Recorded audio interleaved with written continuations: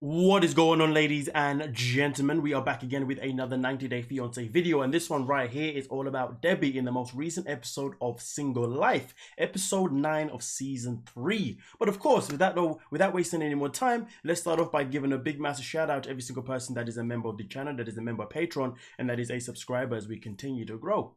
With that being said, let's get into it. Yeah, dig? I know it looks like a lot. Oh, it is. No, it's not. I take everything, all the pictures down. All the boxes are up there, all packed. This is going to take a while to pack in here. No, it's not. Okay, see these? There's the kitties, there's Ashley. I don't know. Cole must have been in here. Okay. Hardy's is gone, so Cole must have taken it. Why did he take Hardy? Cole took Hardy's ashes away. Even though I knew he was going to do it, he should have done it the right way, and I can hand him over to him, not just go in and grab him. That is so sad, no? Like, given the story that Deb told us last week, you know, obviously about the fact that she lost her first child, and COLT was then a miracle for her, you know what I mean? Which is why she has been the way she has been with him for so many years. And then to think that the man that she loved, that she lost, the father of her son, and COLT just wants to do it this way. I really hope he's got a good enough explanation, because it's cold, man, just cold. For 14 years. And having him with me was sort of like a crutch. Knowing he was in the same room, basically. But it's time for me to move on, and I can't live that part of my past in my future. It wouldn't be fair to Tony. Okay. Now. I mean, obviously, 100%, you know, I completely get that in terms of, you know, it not being fair to Tony, but the way COLT's gone about it, just not proper, is it? Just not proper at all. Now, there is probably 2 full days of doing nothing but packing. I understand that. And I'm not going to worry about COLT stuff. I mean, am I going to get a chance to actually see him and meet him, or? Well, I thought we would go to dinner maybe one night if we have time. I have one little problem about you meeting him. And that is? If he starts to get on my case, you're going to jump up and try to defend me. Of course I would. Well, that's what I'm saying. You have to kind of sit back and let him have his little temper tantrum. I don't want you and he to get into it. I want you and he to be friends. Yep. I want to show him what a wonderful, sweet person you are. Okay. But Debbie makes a very strong point, a very, very strong point, you know what I mean? So, yeah, man, I agree with that. To be very honest, whether COLT likes me or not, I really don't care. I do. I know you do. I don't. The only person I care about is you.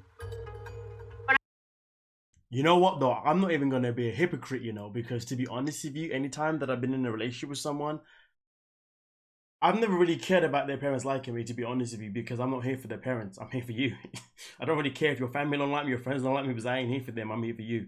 You know, as long as I'm making you happy, and you know that I make you happy, if anyone else wants to have an opinion, a judgment, or whatever it could be, well, let them have it. It's not going to affect how I see you. But of course, you know, at the same time, it is good to have a healthy relationship with your partners, friends, family, the whole shebang, 100%. But my point of view is that that's not always a guarantee. And because it's not always a guarantee, I'm not going to make it a massive priority, because if I make it a massive priority and then they don't like me, it's just going to bring me down. Do you see what I'm saying? But then again, on the flip side, though, I will say this, which maybe contradicts what I'm saying a little bit. When I did leave my ex, one of the actual reasons was actually because I just was not a fan of her family, to be fair with you, you know. But it wasn't because I wasn't a fan of them, of the way they were, they were towards me.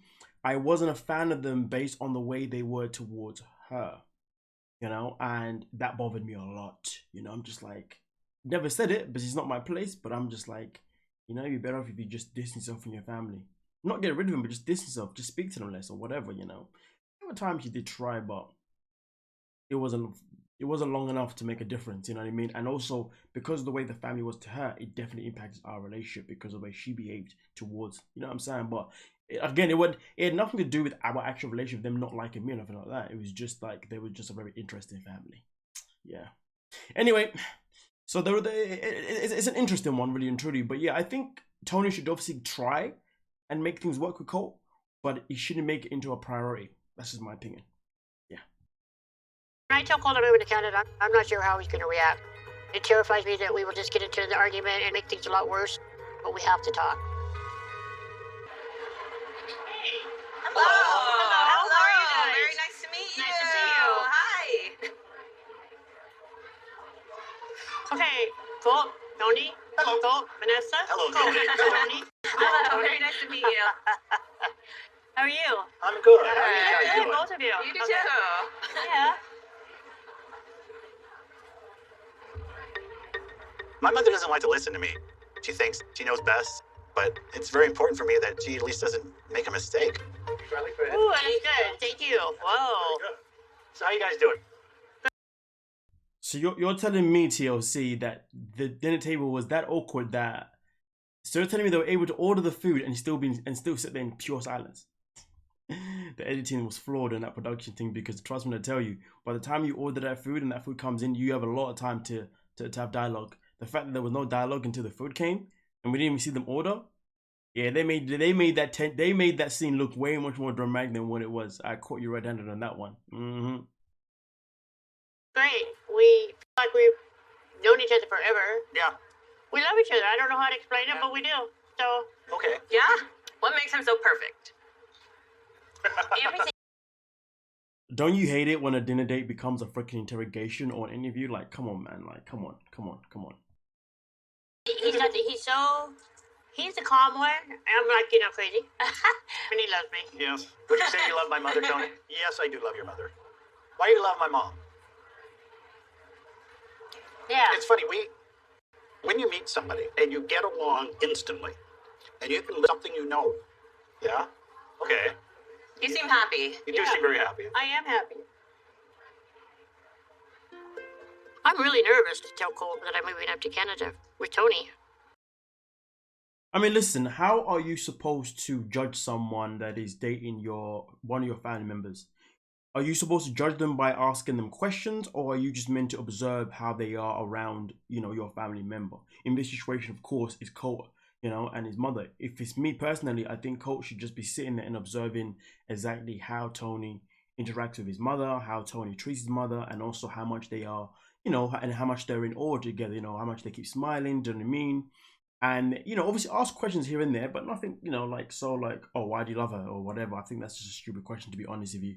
I think it's important to obviously have general conversations about, hey, so what do you do? Or what have you done in the past? Obviously, so, obviously how comes you are where you are here? Just general chit chat and just see obviously how he responds. You know what I mean? Does he respond in a friendly manner? Is he hostile? It's just like, just a general freaking conversation, not like, oh, so, duh. Because the whole thing puts anyone on edge. Anyone would be on edge. If I'm there getting asked questions like left, right, and center, like, I'm okay, because I'll just be chilling with the questions. I'll be like, yeah, man, this and that. Yeah, take my time. You know what I'm saying? But for a lot of people, and even myself in the past, I would have been just there, like, yeah. So it's because of this, and yeah, and then it's this one, and you know what I mean? Like, it's like when they do when you do like a speed test, like a, what do you call it, a math test. Let's say, for example, you're sitting there right now, you and a friend, and there's another friend, but you're playing a game of who can answer the question the quickest. Or for example, I could be sitting there and someone can ask us a question. So what's 1 and 1? 2. 2 and 2, 4. 2 times 2. 2. You see how, like, obviously I did it on purpose, but you see how, like, when you're nervous and you're being rushed or you're just under tension, you can answer anything incorrectly. Because you don't give, you know what I mean? Like this. So if it's a general, casual situation, you're given that time to think about what you want to say and really say it how you really mean it, and actually show emotion and passion behind it. Not like, okay, yeah, next question. Okay, next question. It's like you're not showing no emotion in that. You're just showing kind of like anxiousness and frustration of having to be on point. Nah, man. Like, but this isn't a dig at this scene in particular. This is me just generally speaking. This is how people should be doing it. But hey ho, that's my opinion. Because I'm afraid of how he's going to react. But it's now or never. Yeah.